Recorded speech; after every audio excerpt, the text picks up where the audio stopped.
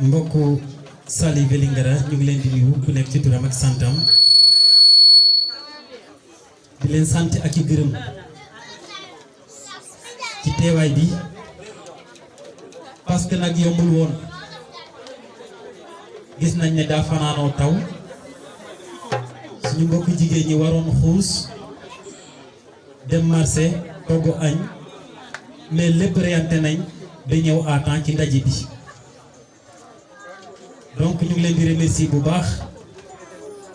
di leen baal àq di leen baalu àq comme ni ko secrétaire général national waxee Abdou Sarr la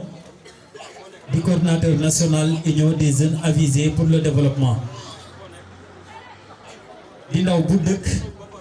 juddoo màggee fii ci Sénégal dëkk bi ñuy wax Tambacounda département Tambacounda commune bi ñuy wax Niani Tukulóor benn village bi ñuy wax Diamaguène Sine fa la juddoo fa la màggee defee fii étude am yépp amee fii quelques diplômes gis ne dëkkam jox na ko lépp ma ne comme ñëpp jóg nañ taxaw man mii aussi dinaa jóg taxaw xool lan laa mën na delloo jukkal askanu Sénégal lii moo ñu motivé ñu ni dinañ taxawal mouvement bii di UJAD daañ ci xalaat depuis 2017 bi ñuy def licence à l'université Assane Seck de Ziguinchor ba 2019 lañ teg premier bureau bi yàlla jàppale ñu ak jeunes yi ngeen di gis mu wër ñu li ci mel ni présidente Bintou Traoré muy jigéen bu man góor ma xam ko bu baax xam sax ay waajuram ci këram parce que def naa juróom-ñetti at ci dëkk bu nga xam ne fa la juddoo di Koumpentoum fa la amee BFM fa la amee bac xam ko bu baax mu nekk jigéen bi nga xam ne nii la mos a mel mësul mën a wax jëf rek la mos a man moo tax tey feeñ na ba mu jëlee parole mais nag nee naa ko foo rek yàlla di nattu ay nit comme Abdou Sarr mu nekk waxkat wala sama jigéen bu baax bii macha allah mais tamit foo di yàlla nattu ay nit nag doo nekk waxkat mais jëfkat ngay doon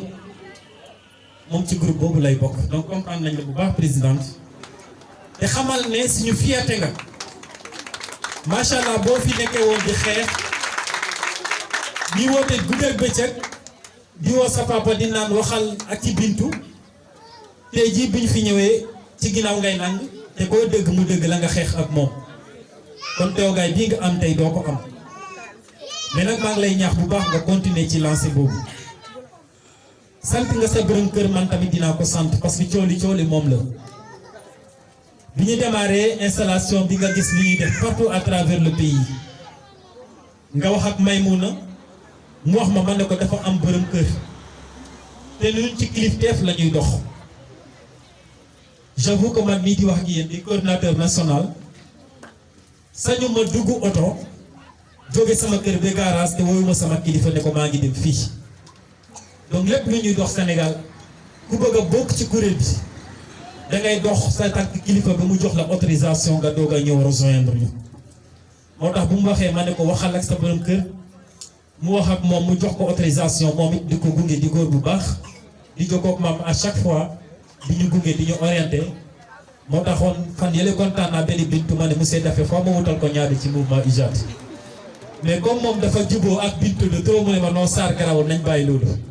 ma ne ko garawul mais loolu laa ko fas yéene woon defal donc monsieur Daffé rassurez-vous kontaan nañ ci yow bu baax yal na la yàlla jàmmal ya jàmmal sa njaboot donc ak waa jigéenu Saly Vélingara yëpp jeunes yi également mën naa wax bu baax parce que sama jigéen bi jox na ma ceeb damaa nekk bés bu dee coupure la amul problème donc nii lañ koy defee fu nekk fu ñu mënti dem biir Sénégal kii jàkkaarloog man moom mooy secrétaire général national du mouvement UJAD di Mamadou Sène di xarit di lépp kii di Maymouna Diop moom it elle est de Mbour suñu côté la dëkk mais ñëw na Mbour neex mu toog fi léegi donc ci yéen la bokk moom mooy saytu mouvement bi népp nu muy doxee biir Sénégal bu dee Binta deful lu ko war a def moom mooy woo Binta ne ko liggéeyal wala ñu changé la donc macha allah liggéey boobu lay def kii ngeen di gis moom mooy gérer commune Mbour di Aram Diop commune Mbour yëpp moom mooy coordonnatrice bi mooy jeunes yi mooy femmes yi mooy section yëpp en tout cas moom moo koy piloté. kii nekk sama ginnaaw kii tudd na ko léegi di Moustapha Faye moom it di beneen jàmbaar commission nationale mouvement USAD moom moo koy gérer. keneen kii di Taanou Ba nekk de l'autre côté commune Ndam la dëkk mais fii la nekk di fi servir mais mooy coordonnateur commune am Ndam nag mu ngi région de Tambacounda mooy coordonné commune am mais tey bàyyi na lépp lu mu doon def ñëw toog suñu biir parce que il fait partie de Mbour te it ba nee na bu ñuy waxtaanee li jëmale Mbour kanam surtout Saly Vélingara day ñëw participer ci événement yi moo tax muy bàyyi yitteem yëpp ñëw toog suñu biir. ak beneen jigéen boo xam ne Joola la moom it elle est de Casamance de la Casamance bokk ci commission chargée de la communication Marina Diatta. donc ñu remercier encore une fois suñu ñi nga xam ne jàpp nañ ci bés bi ku ci mel ni Aïda Dramé ñu koy remercier bu baax gis nañ taxawaayam ak gunge bu muy gunge présidente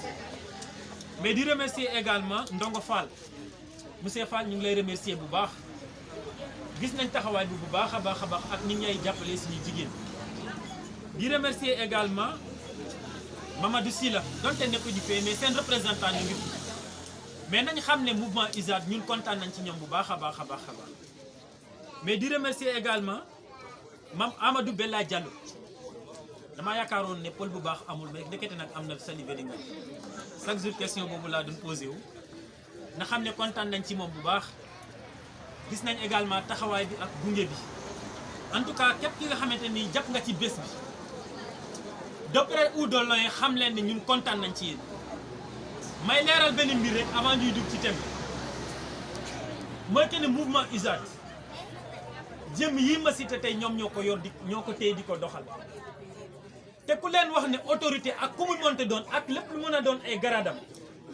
bu leen waxee ne dugal na virgule wala 100 francs ci mouvement USAD ak ku mu mën a doon ne ko waxoo dëgg mouvement USAD jëm ji nekk seen kanam di wax ak yéen moo ko xalaat ci kaw ba ci suuf laajuma ci kenn dara parce que li ma leen wax moom moo ci nekk jàng naa CI ba am sama master 2 en droit mosuma dugg école privée école publique sénégalaise moom laa jàngee te bu ñu réere nag ay mbir boo waxee école publique sénégalaise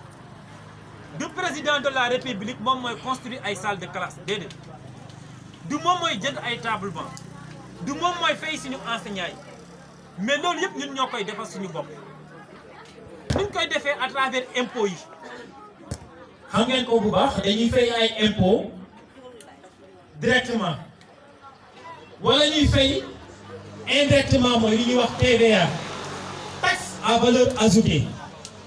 Quand TVA Sénégal 18%, je donne juste un exemple. Demal boutique ba nga jënd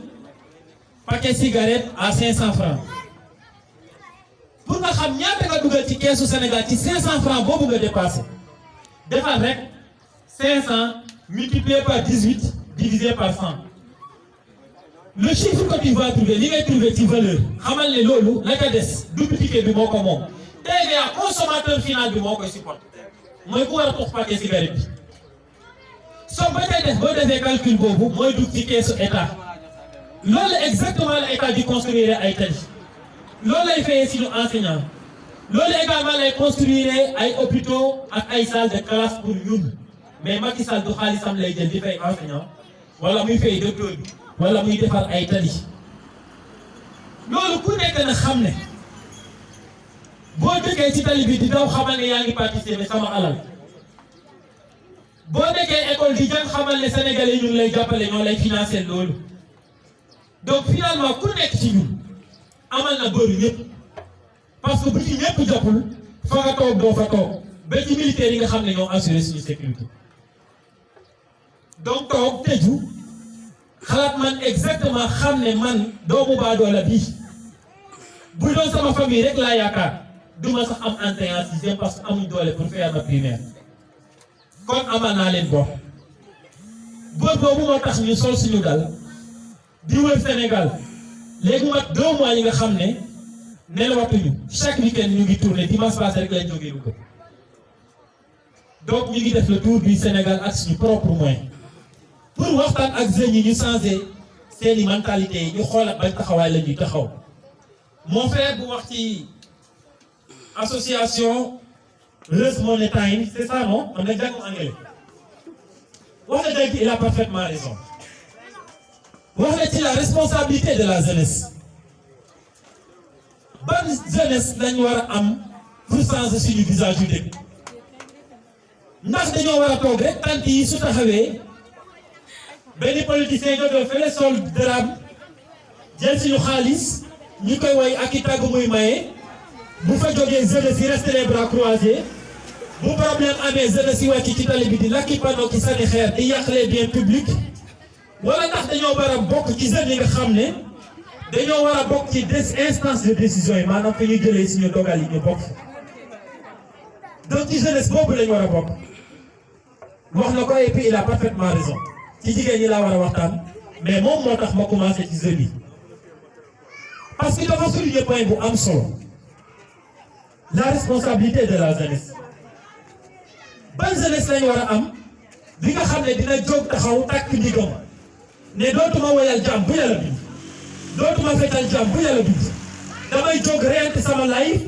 parce que ñuy yéeg ay avion di yéeg ay 4x4 50 millions di tabaxi kër R+10 génnuñu ma ndey génnuñu ma bàyyi ma war a reyante ak fépp fu ma mënta nekk même bu fekkee damay xëy di jaay ay sasi ndoxu juróom naa gëm sama bopp foofu xam ne yàlla suñu borom lépp lu jaam nekk fekk na la fa teeral la defal la li ci biir ak biti te loolu ngëm-ngëm mooy tax doomi aadama egg ci niveau boobu affaire bi amul naxante ku leen woowati ne leen am naa meeting fële kaay leen di leen tàgg di ma woy même bu fekkee man Abdou Sarr la suba ma jëli si boog leen ko defal nee leen ma duma ci dem duma ko def bu leen ko defal benn jaam bu yàlla bind gëm leen seen bopp xam ne ku nekk yaa nekk sa mbëru bopp li suñu roy la ko nee na arène bu mag bi moo di àdduna te ku nekk dangaa wa demoor doomi mbër jàngil mbëre ndax yàgg des na mu sa ñam boo dul waxkat tamit bés dina ñëw li dal bintu dal ñu branché micro bu mu baax ñu ëpp ko bu mu dox ñu jox la arrière bàyyee la moo tax ku nekk da nga war a pare parce que suñu famille yi ñun la yaakaar te doo toog ak madame mu nekk salle d'accouchement ngay wër di daw di wër politiciens yi doo jàkkaarloog say morom ñuy jël ay billet avion di jox seen yaay ne leen dem lay Makka ziyaare ji Seydina Muhammad sallallahu alayhi wa sallam nga toog meeting yi bañ a góorgóorlu ci sa bopp ngir yóbbu sa yaay Makka donc ñun jeunes yi nañ orienté waat conscience yi naxe yi doy na encore une fois naxe yi doy na nañ gëm suñu bopp taxawu suñu dëkk xam ne ñun rek ñoo ko war a liggéey ñu fas yéene ci nekk ba yàlla suñu borom suturaal ñu suturaal suñu jigéen ñi may jaar fa dugaale ci thème bi nga xam te ni tey ci lañ war a waxtaanee le rôle de la femme dans le développement socio-économique de son pays. jigéen ban rôle la war a jouer ci développement yi dëkkam maanaam koom-koomu dëkkam ban rôle la ci jigéen war a jouer parce que su ñuy wax développement à chaque fois daa am mbir yu bëri ñu réeré mooy que ne dañoo jàpp ne boo waxee développement état moom moo ko war a piloter non état acteur la buy accompagner du initiateur du développement day accompagner initiative bi ñun société bi la war a jógee après état accompagner ñu pour ñu egg fi ñu bëgg a egg boo waxee société fondement société jigéen la du waxu Abdou Sarr mais yàlla suñu borom moo leen njëkk a toog war ma boobu donc kan mooy jigéen naturellement c'est la source d'inspiration c'est elle le fondement de la société képp ku fi baax rek ci jigéen nga jóge mon baaxu société bi ci jigéen ñi la dépendre moo tax même le terme jigéen kese boo ko firndee dina la jox li nga xamante ne ni boo ko doonul sax di nga wëri pour doon ko mooy jigéen yaakaar naa Vélingara am na ay béykat ji en wolof ça veut dire quoi ji kese en wolof c'est quoi c'est semence mooy li nga xam ne les cultivateurs pendant la saison des pluies bu fekkee gerte la dañ koy trier ba gis gerte bu baax bi ñu denc ko après loolu la ñuy dem ji c'est ça ji gën en wolof ça veut dire quoi la meilleure. donc jigéen turu jigéen kese boo ko firndee mooy ji bi gën la meilleure semence pour l'humanité moo tax jigéen yàlla suñu borom moom moo leen wormaal macha allah képp ku fi baax ci yéen la jóge moo tax bu ñu waxee thème conférence bi ma ne heureusement benn présidente bi jigéen la ma xam ko li ñu animé ay panel bëri na ba suba rek war nañ nekk CDEPS bu Mbour war a waxtaan ak jeunes yi mais thème jigéen spécifiquement réservé aux femmes su ma juumulee c'est la première fois ñu animé ko fii ci Saly Vélingara tey seen visage firndeel na ko seen mobilisation ak seen taxawaay firndeel na ko moo tax ñun à travers le mouvement UJAD lépp li ngeen li ñu mën a def da ngeen bénéficier ci formation yi nga xam ne mouvement UJAD mu ngi koy def partout à travers le pays dinañu rente da indi leen formatrice wala formateur bu former leen li ñu mel ni ay transformation produits locaux li ñuy defaree jus li ñuy defaree ay savon li ñuy defaree eau de javel li ñuy defaree cuub j'avoue que formation yi yëpp am na suñu groupement yu bëree bëri yu koy def à travers le pays exemple Louga def nañ formation yooyu yëpp donc ñun dinañ leen gunge côté boobu ambition mouvement UJAD nekkul ne ñëw du jóg ñëw ci yéen jox leen ay millions wala ñu dig leen ne leen dinañ leen defal lii du doxul ci loolu mais dañuy ñëw waxtaan ak yéen xamal leen yéen ban rôle ngeen war a jouer dans la société te it dee leen ñuy jàppale bu ñu waxee développement daa am lu mu àndal ci lu bëri c'est une question personnelle d'abord et avant tout avant d'être une question collective boo waxee une question personnelle mooy li nga xamante nit ki yaa ko war a jàpp li sa philosophie nga koy doxee mais également nga koy véhiculer pour mu jóge ci yow mais dem ci nit ñi loolu jeunesse bi daa am crise bi nga xamante ne xam nañ ko gis na ko ci année yi li ci jëm ci immigration clandestine nañu suñu yaay jàppale ci côté boobu dee leen waxtaan ak jeunes yi di bañ di comparer seen bopp ak yaayu Abdou Sarr bi nga xam ne peut-être Abdou am na doole tabaxal yaayam kër R+5 wala mu jëlal ko oto bu leen di defati comparaison boobu de grâce bu leen di defati comparaison boobu parce que borom jom boo ko yéenee lu diis te poosam tolluwu fa dooleem tolluwu fa mën na dugg ci li nga xamante ni boobu ko woon mu jaral ko bu dugg ba dugg gaal dellusiwaat ngir teeral la parce que bëgg na yaayam gis naa ni yeneen yaay yi di am di dem Makka ki ñëw di dem Dubaï mu bëgg ko defal yaayam te ngay sax dooleem tolluwul foofu mu ne damay dugg géej suñu yaay yi walaay war a suul yi jàppale leen ci loolu da leen di waxtaan ak doom yi tey di doyloo li ngeen di am da leen di doyloo li ngeen di am sa doom plaisir bi ngay gis sa doom jàkkaarloog moom moo la ni kii yaa ko jur rek doy na lu ne bëri na yaay yu sëy ba sëy ci sëy ba te gisuñu doom mosuñu am bànneexu uuf seen doom yaa suñu borom wërsëgal la ngay dund sa biir néegu sëy ba uuf sa doom muy dem di ñëw ngay waxtaan ak moom plaisir boobu moo ëpp kër moo ëpp oto bu riche moo ëpp compte bancaire moo gën a riche sax dem Makka ñëw donc yaay yi yéen a ñu mën a jàppale ci côté boobu ngeen orienté doom yi te sa doom fépp fu mu mën di toll